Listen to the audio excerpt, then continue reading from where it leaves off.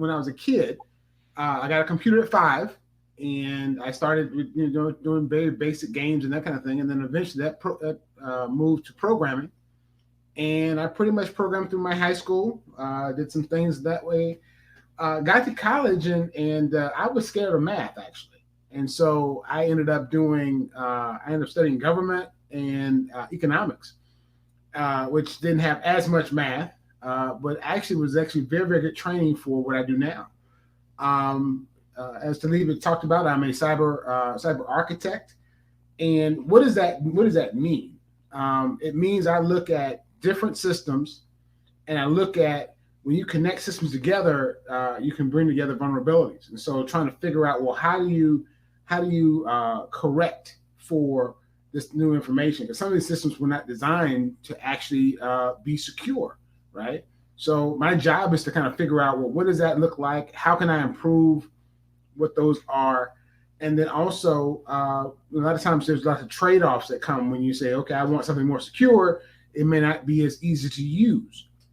And so sometimes I work with people on staffs to help them figure out what is the best way of using technology, and how can they do that in a way that is secure and doesn't allow for data to be kind of exposed. I'm a lawyer by training, so I do not have a technical background per se, but throughout my career, initially as a lobbyist, representing high-tech companies, and then and that was in my civilian experience.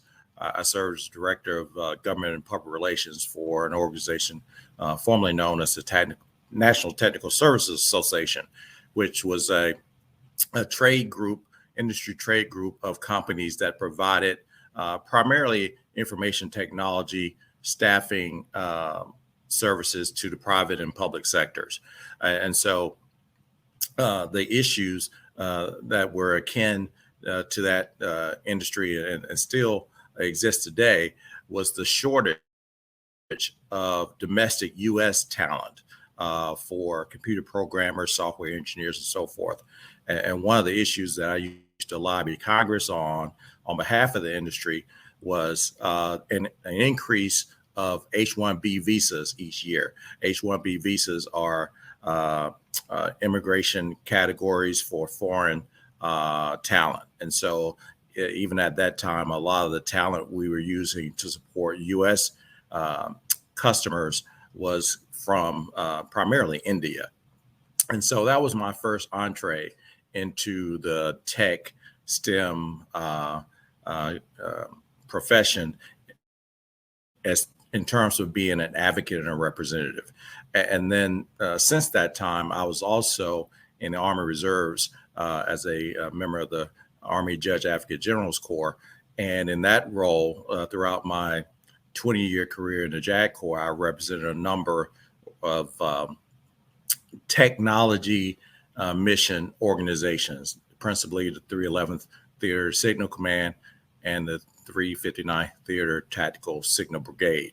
And those organizations' military mission was to build, develop, operate, and maintain Army and Department of Defense networks, both in a garrison and a deployed environment. And so in Afghanistan, for example, my role was to review the government contracts proposals that we have for private industry to provide the communications network equipment and or services, both again forward in Afghanistan as well as back in the U.S. That included satellites, that included communication towers for mobile phone access.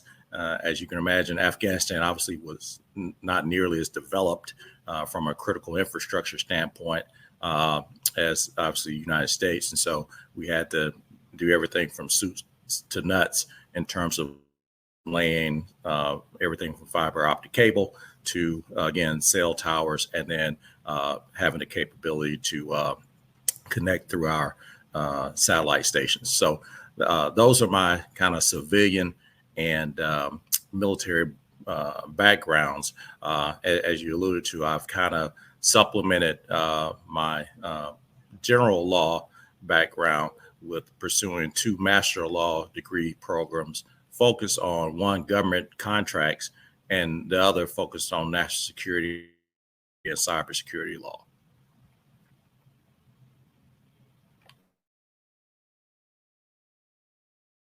So let me just tell you about CISA, and I'll tell you kind of how I got there. But CISA is the operational lead for federal cybersecurity and the national coordinator for critical infrastructure security and resilience. The bottom line is our agency is actually designed to partner with the community and ensure the safety and well-being of all those things that we use on a daily basis, right? So critical infrastructures such as the electricity, the water systems, agriculture, K through 12, for example, the government facility. That's one of the national critical infrastructures that we have to protect. How did I get here? Probably like many of you, I had an interest, right? I started as a kid tinkering with things. I love puzzles. I typically would break them and then fix them. So like clocks or watches, things like that. But soon I was able to actually begin to learn how to write in some programming code. Long time ago, so I'm going to date myself, but it was something called BASIC. So yeah, I did that for a while. And then as I got older, I started actually building computers. Quickly moving through that phase of life, I started building networks so the computers could talk to each other.